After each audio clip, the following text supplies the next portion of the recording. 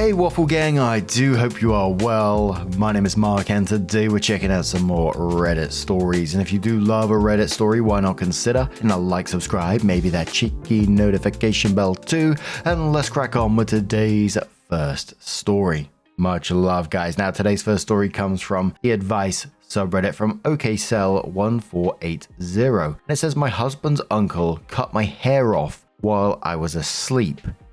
For some context, I am 22 female and my fiance is 26 male. We're planning on getting married in November. I moved to Germany to live with him.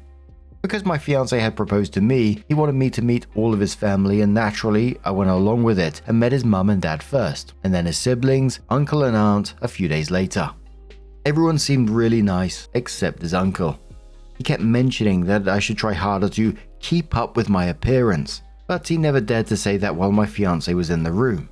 I thought it was kind of weird, but I am half Mexican and I'm familiar with family members being overly comfortable saying horrible things to me. He asked me to do a spin for him, which made me super uncomfortable, but his aunt was acting like I was overreacting. It felt very creepy. Once he had seen my hair, he told me my hair was ungefleckt. Pronunciation, I do apologize, but in English it means messy or unhygienic, which is very, very harsh in my opinion. Sorry if I mess up some of the German. I'm not fluent. Me and my fiance speak English to each other, so I don't practice often. My hair is slightly wavy and waist length, and I washed my hair the day prior, so I'm not sure what prompted him to call it that. He started to ramble on about preferring girls with shorter hair, naming celebrities to my fiance's aunt, which made her look uncomfortable. Eventually, me and my fiance made our way upstairs to spend the night at his parents' house. I'm very much a night owl, so I'm surprised it happened, but once I woke up, there's pieces of my hair cut very noticeably. It looked terrible. I told my fiance and he told his parents about it and they told him off, but he told me that when he went to get water, the only person still awake was his uncle. I left my fiance at the house and went home. I told him I'd pick him up when he needs me to and he understood. He told me that his mother had a camera facing the front door, which also happens to face the stairs to the upstairs. He said that the footage showed him walking up the stairs with something at 2 a.m. His uncle had supposed to be asleep in the downstairs bedroom, aka the guest bedroom. My fiance said that he won't make me go to any family gatherings with him if I don't want to, but I don't know what to do. Once he saw the footage, he told me he freaked out on his uncle, and my fiance won't tell me everything, but he said that he has a criminal history for stalking women in the past once before. A few days later, I saw his car drive up and down our street, and I know it was his car because he drives a bright red Audi A8, which is hard to miss. I'm not sure what to say or what to do. As of right now, he hasn't shown up or anything in the past 2 days, but I'm still scared. My fiance is refusing to explain the situation from a few years ago when he got charged with harassment and stalking. What do I do? I'm sorry the story is so long. I'm not the best writer, and I wanted it to be thorough. Holy shit, that is incredibly scary. OP needs to get out of there and treat this like the serious assault and stalking escalation that this is. Just think about a man waited until she was asleep, went upstairs at 2 a.m. with something, I'm assuming scissors, in his hand, cut off a part of her hair after making creepy comments about her appearance. That's not weird uncle behavior, that's fucking dangerous and really scary. And the fiance needs to stop protecting family secrets immediately. If his uncle has a criminal history involving harassment and stalking women, OP deserves the full truth so she can report everything properly and protect herself. The footage, the haircutting, the prior history, and him driving past her home all needs to be documented. And honestly, if the fiance refuses to tell her what happened or minimizes this, then she has a fiance problem too. Never be around that guy again. Not on a holiday, not just for peace, not with family present. Absolutely not. And this was in just a short amount of time. Bloody hell.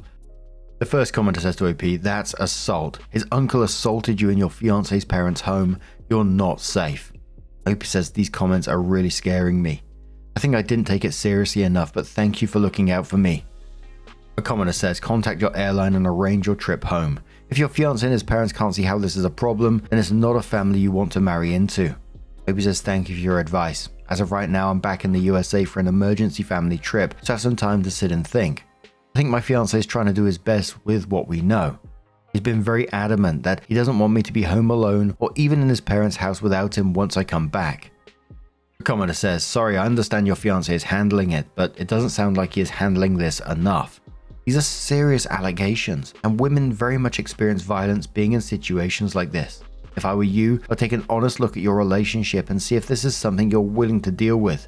His uncle will always be in his family, and will now be your family once you two are legally married. Another commenter says he knew about his uncle's history and allowed you to stay in the same house as him, especially after he made such bizarre comments about you and made you uncomfortable. He should never have put you in that position, and I'd be extremely wary moving back to be with him. So sorry this happened to you. One more commenter that says, German here. This is considered a physical assault.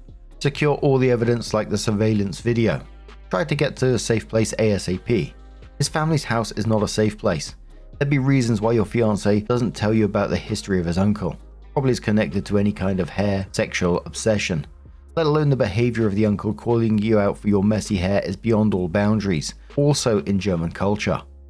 Get a lawyer. He will give you legal advice about the assault and coming to your room in the night and compensation for your mental issues caused by the incident as well as the costs for fixing your hair. Also, please think about it. If that's really the man you want to spend your life with, he and his apologetic family brought you in this situation with full awareness of their criminal uncle, whom they even allowed to sleep in the same house with you and without any warning. I would not trust him and his family anymore. I think that I would tend to leave the country. There are always more reasons when people don't react on misbehavior, toxic or criminal actions. You can already see it with his aunt, who didn't do anything when her husband crossed boundaries by calling a stranger out because of their appearance. Probably this is the normal in this family. Not telling you the full history of his uncle is another example. Every normal partner, man or woman, would want his or her SO to be safe, but your partner neither prevents any danger nor does he try to get you out of danger. By the way, cameras inside the house are rather rare in Germany. I guess there are reasons for that. Stay safe. So OP came in with what they titled their final update and says, after a 3-hour long call, me and my fiancé worked everything out. He has already started the process of reporting and requesting a restraining order. I plan to fly back to Germany ASAP. As for the wedding, we decided to only invite his mum, dad and brother rather than the whole family as we had planned. We're going to start the process of moving to another town, and once we find a place to rent, we're going to get some sturdy locks, and my fiancé will start working remote as to keep me comforted. At this moment, I don't feel comfortable being alone, and since I'm in the US right now, I've been staying with my parents. We're going to feel out the next 1 to 2 years, but we expect this all to die down. For everyone worried about bringing children into this situation if me and my fiancé decide to have kids, it won't be until we feel 100% safe and we know the uncle won't bother us. As for the previous charge of harassment that his uncle had, we learned via my fiancé's mother that he had stalked an old girlfriend of his and cut her hair as well, the same way he did to me. That was terrifying, and is a big reason we decided to feel out the situation and wait until it goes away. The restraining order will hopefully be for me and my fiancé. We're planning on getting some nice high quality cameras for around the home. His uncle is not driven by the house as far as my fiancé knows, and he hasn't tried to contact any of the family after the big fight. My fiancé made it very clear that if he were to show his face on our property, he wouldn't hesitate to beat him to a pulp, in his words. Thank you all for the advice. Hope these next few months bring some peace. I love you all and thank you for helping me. And there was loads of comments on the back of this one just saying glad things are working out, glad fiancé's stepping up with a restraining order, all that sort of stuff, but make sure to get that confirmed. But does anyone else still feel really uneasy about this like I do? The uncle didn't just make creepy comments, he has a documented history of stalking women and literally cutting their hair while they slept. That is just fucking terrifying in itself, so I can't help but wonder why stay anywhere near this man at all if remote work is an option in the first place. You're moving to another town, installing cameras, stronger locks, looking over your shoulder constantly. That's not peace, you're having to survive when you should be living your life. And OP said that they're needing to take 1 to 2 years to see if this dies down.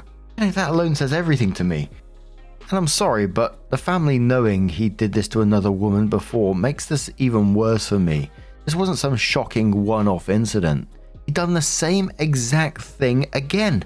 And look, I really hope OP stays safe. I wish them all the best going forward, but personally I would want a lot more space from that guy. I know OP shouldn't have to, and it should be the other way around. You know, he should be the one that's being watched constantly, but the way of the world and all that sort of stuff, I'd want distance from that person. Bloody hell. But what do you guys make of this situation? Let us know your thoughts down in the comments below, and let's move on to another story. Now, our next story comes from previous double 6231 and says, am I the arsehole here for swapping rooms with my roommate while he was away? I, 19 male, have been living with my roommate, George, 20 male, for about 6 months. We've been decent friends for a year or so, but it's definitely been rocky since moving in together. For context, we go to different unis and our schedules are completely different, so our breaks don't really align. A few weeks ago, we got in a bit of a fight. He wanted to have a bunch of his friends over and have a house party, but I had an exam the next day and needed a bit of quiet. He was pretty pissed at me, and I didn't really see him before I went home for my mid-semester break. While I was at home, the airline I would have been flying return with cancelled some flights. Problems with the gas shortage, and I ended up having to come back a day early. When I got back to the apartment, it stunk like beer and weed. The floor was a mess and dishes were piled up. I was a bit frustrated with the mess, but also figured George thought I'd be back the next day. I didn't want to start another fight given we'd left on sort of bad terms. That was until I opened the door into my room and saw 3 of George's friends sleeping in my room, 2 on the floor and 1 on my bed. They seemed to have made themselves pretty comfortable. My stuff was all still there, but moved out of place. There were empty cans and bottles everywhere, alcohol and spew stains on the carpet, and the room reeked. I was livid and yelled at them to get out. This must have woken George up. He came out of his room looking pretty surprised. I demanded he cleaned everything up and went out for a few hours for fresh air. When I got back, he wasn't there. He'd cleaned up a bit, the beer bottles were in the bin and dishes were done, etc., but my room still smelled and was far from what it was before. I could see he'd made an attempt on the vomit and alcohol stains, but it seemed pretty half-assed. The smell made me pretty nauseous, so I ended up sleeping on the couch. It was also gross, but not quite as bad, for the next few nights. Eventually, it mostly aired itself out, but I was still pretty disgusted by some of the stains and lingering scents. George never apologized for this, and we just didn't talk much after the whole incident. I was pretty bummed. We were pretty good friends, and I would have been open to working through this to make the rest of our lease tolerable, but not without him owning up and apologizing. A few days ago, he left for his break, and I've had the apartment to myself. I was tidying my room and found a ton of ants in my wardrobe, leading to some crumbs they must have left. I try not to eat in my room and definitely wouldn't have in my wardrobe. This was pretty much the final straw for me. The lease has another 6 months on it, so I couldn't move out, and decided that if George thought that was an okay way to leave someone's space, he could have it. It took me the whole day, but I ended up swapping out all our furniture. I set his clothes up in the wardrobe with the ants, remade his bed, and tried to recreate his room exactly. His room is a fair bit bigger than mine, with an ensuite and deck, but we both split rent evenly. He found the apartment, so claimed the better room first. There's barely any stains or smells in his room, and even if there were, the deck gives a bit of a safe haven. Not sure why they decided my room was the best place to dump everything. At the time, I thought it was fair enough response, but he's coming back tomorrow and I'm rethinking it. I still have time to fix it. Am I the arsehole? Look, I don't think Opie's the arsehole for snapping after what happened. What he did was incredibly disrespectful and scummy behavior.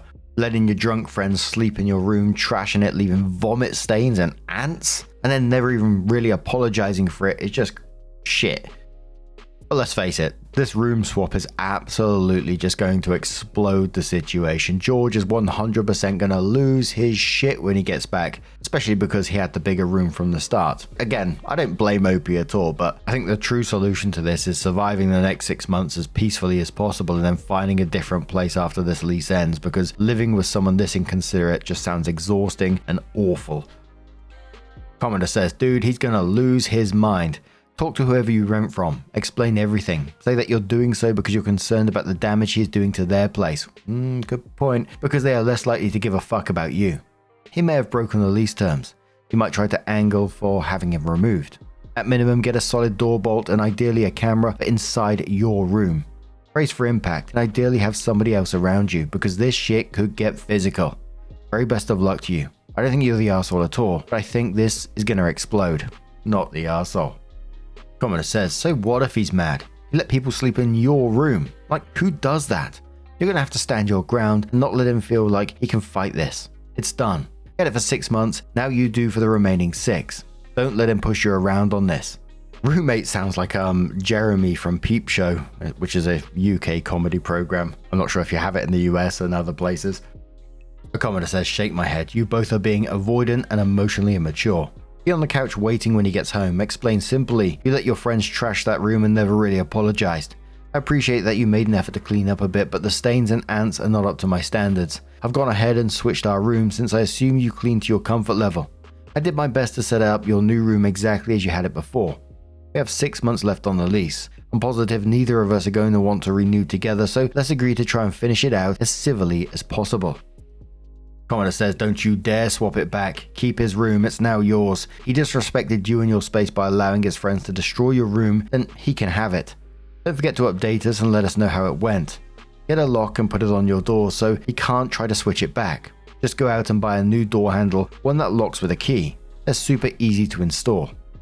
Commenter says, oh yeah, I'm sure this is going to go over great. I'm sure he's just going to give up the deck and ensuite just like that. Hope you're prepared to never leave the apartment again, because the moment you do, he's taking his room back, and I doubt he'll be careful when he removes your stuff for you. Everyone sucks here. The OP comes in with her first update and says, thank you for the advice everyone. I really appreciate your thoughts, opinions, etc. Although I acknowledge and understand everyone saying I should change it back, the little time I've had in my new room has been too good to let go of. Oh dear. I feel pretty justified by the support I received and don't feel like being the bigger person at the moment. I'll talk to him when he gets back, so he doesn't just walk into the wrong room, and hopefully explain my position. For those asking about bolts, I will get a lock, but it's tricky. The apartment rules are pretty strict, but I will look into it. We'll update everyone after it goes down. Thanks again for the support and advice. So OP does come in with the final update and says, I want to start off by saying thank you so much for everyone's support and advice. Really appreciate it. I did decide to keep the room switched. I also looked at the lease agreement and was able to install the lock on my new room. When he got back, I sat him down in the living room and explained what I'd done. I tried to explain why I was so frustrated and how difficult it had been living in my new room, but he didn't let me finish and ran over to look at his, now my, room. When he saw that everything I said was true, he started yelling at me. He called me psycho and that I had totally disrespected him. I tried to stay calm, but ended up yelling back at him. I told him that his actions were what had led me to do this, and that if he ever wanted to switch back, he needs to pay to professionally clean my old room and get rid of the bugs. He told me it wasn't that bad, and I had way overreacted. Luckily, the fight didn't get physical, but he did get very close at times. We definitely didn't work it out, but he seems to have somewhat accepted the new circumstances. Press X to doubt. Turns out he'd not accepted it at all, of course. The next morning, I woke up to the landlord knocking on the front door. George had told the landlord that while he was away, I'd trashed my room and swapped it with him. The landlord was furious about the ants and the stains in the carpet. I tried to explain what actually happened, including that George had been smoking weed in the apartment, which is illegal here, and the landlord did listen, but with no proof of when the apartment got trashed or who is telling the truth, said we'd both be liable. He said this was our first warning, and he'd given us a week to clean it perfectly, or we'd be kicked out and lose our bond. After the landlord left, George and I got right back into it. I demanded he pay to clean it up, but he completely refused. He said that he had done more than enough to try and clean it and wouldn't consider paying for anything while I still had his room. I told him that he was an idiot for bringing the landlord into the situation, but apparently he's got another place to crash and didn't care. Knowing he had a different place, I realized I didn't have much of a leg to stand on. My ego wouldn't let me give up the room, let alone pay to get everything cleaned up, so I retreated to my room and locked the door to think things over. I decided to text one of my friends to see if I could stay at theirs for a bit, just in case, and they said it would be fine. I knew George was going out later that night with his friends and decided I would start moving some of my things over to my friend's place. George ended up sleeping somewhere else and didn't come home until late the next day, giving me enough time to get all my stuff out. I basically moved out by the time he got home, at which point he sent me a text telling me not to come back and that he wouldn't be getting anything cleaned. I sent a screenshot of it to the landlord, just letting them know that we would certainly be sacrificing the bond and our lease. I made sure to apologize to the landlord. Not that it made much of a difference, but he seemed to appreciate it a bit. I'm now apartment hunting again, and I've blocked all contact with George. I'm typing this from the couch of my friend's place, where I'll probably be for the next few weeks. Thanks again for the support. I guess I've learned not to move in with my friends, and will be leasing by myself next time. Not sure whether I regret what I did or not. I still feel it was justified, but almost certainly not worth all the fallout.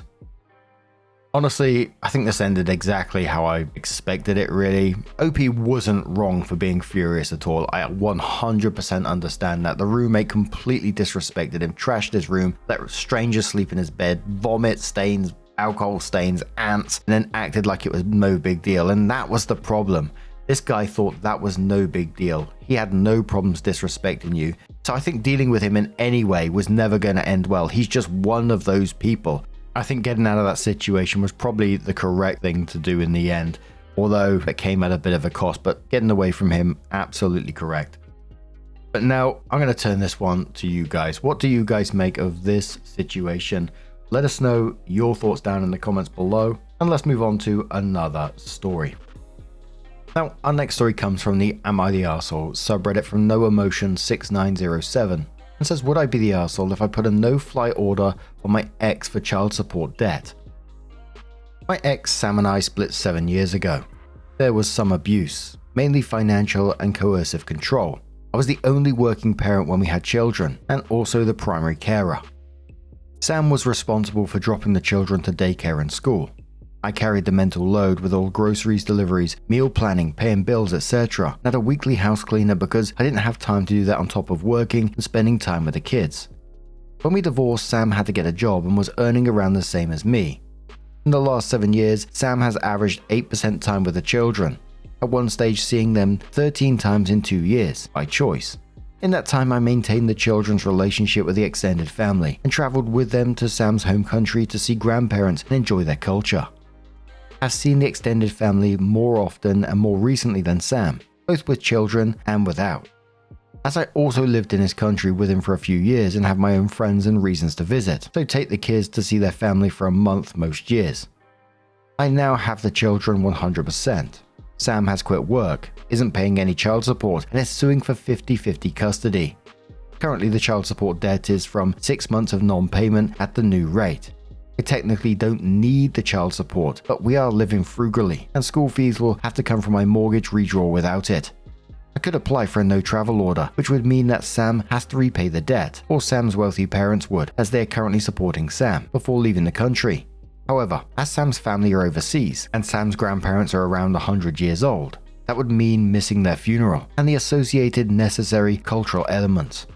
I would take the children over and have funds aside for the last minute flights, etc. Would I be the arsehole if I applied for the travel ban, knowing that Sam might miss a funeral? The first commenter says to OP, not the arsehole. Child support is for the children.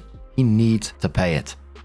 Commenter says you would not be the arsehole. File for it. He sounds like the type of person that would leave just to avoid paying. Kids are better off without him being involved. OP says Sam wouldn't leave permanently as the latest partner doesn't speak the language and would not do well in that culture at all.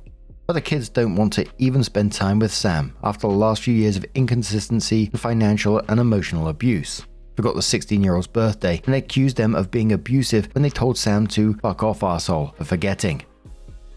Commenter says not the arsehole, do it. His wealthy parents can continue enabling him by also paying for his child support now or if and when they want him to fly home for funerals, etc.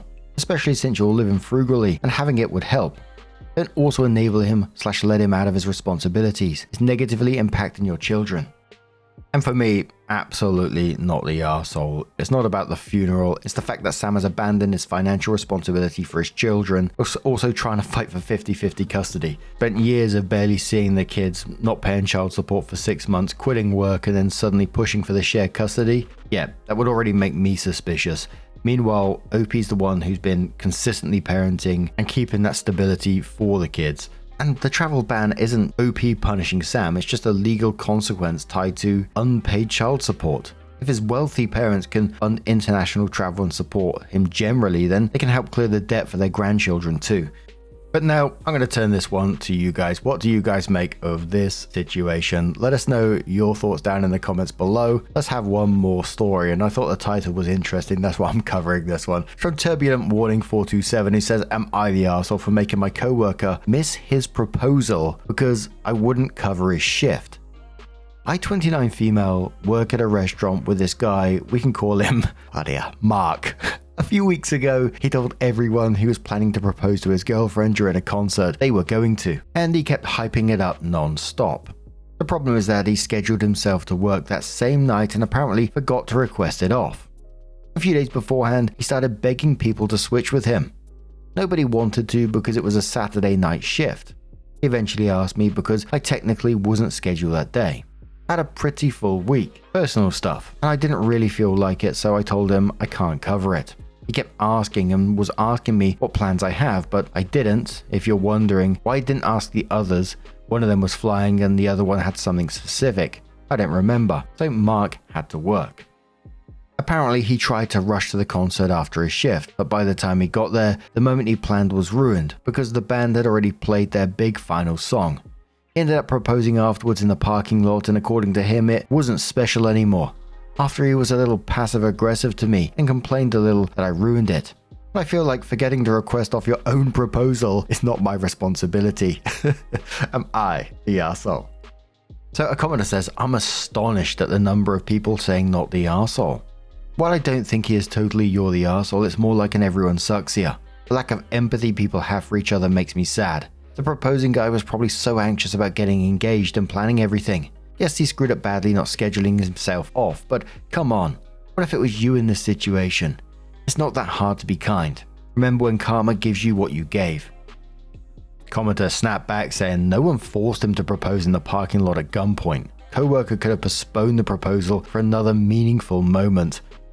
Commenter says everyone sucks here. He's an asshole to himself and his partner. Was it your business to fix his inattentiveness? No. Could you have been more gracious? Yes, in my opinion. If you can make a big difference to someone's life, just do it. We would all be happier that way. Commenter says not the arsehole. He decided to propose in the parking lot, not you. He forgot to ask for time off for the concert, not you. He decided his job was more important than getting to the concert on time, not you. I'm not surprised that he's trying to blame you, but that's because he doesn't want to take responsibility for his own failure to plan. Good for you for not falling into the trap of having to justify your plans compared to his. A commenter says a soft you're the arsehole. People are so brutal when it comes to stuff like this. Saying you're not the arsehole just because he was responsible for requesting the night off. He made a mistake. You had the power to help. Were you obligated to help? No, but kindness is important. Maybe someday you'll be in his shoes and no one will help you and you'll realize how shitty that is.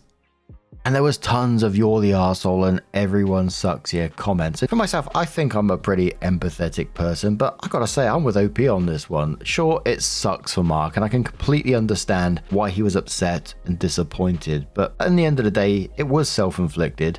Forgetting to request off work your own proposal is a massive oversight, right? There was some comments acting like OP ruined a once-in-a-lifetime moment out of spite, but saying no to covering a Saturday night shift doesn't make someone an arsehole, especially when OP already had a busy week and simply didn't want to spend their one free night working. Empathy goes both ways too. Mark putting pressure on co-workers and interrogating OP about her plans because he messed up his scheduling wasn't fair either. Nobody is obligated to sacrifice their own time because someone else failed to plan properly. Meh, I'm happy to be an arsehole in this one if that makes me so, but what do you guys make of this situation? Let us know your thoughts down in the comments below.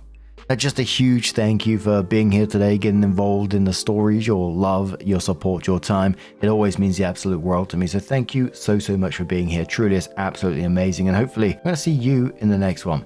Take care, and much love.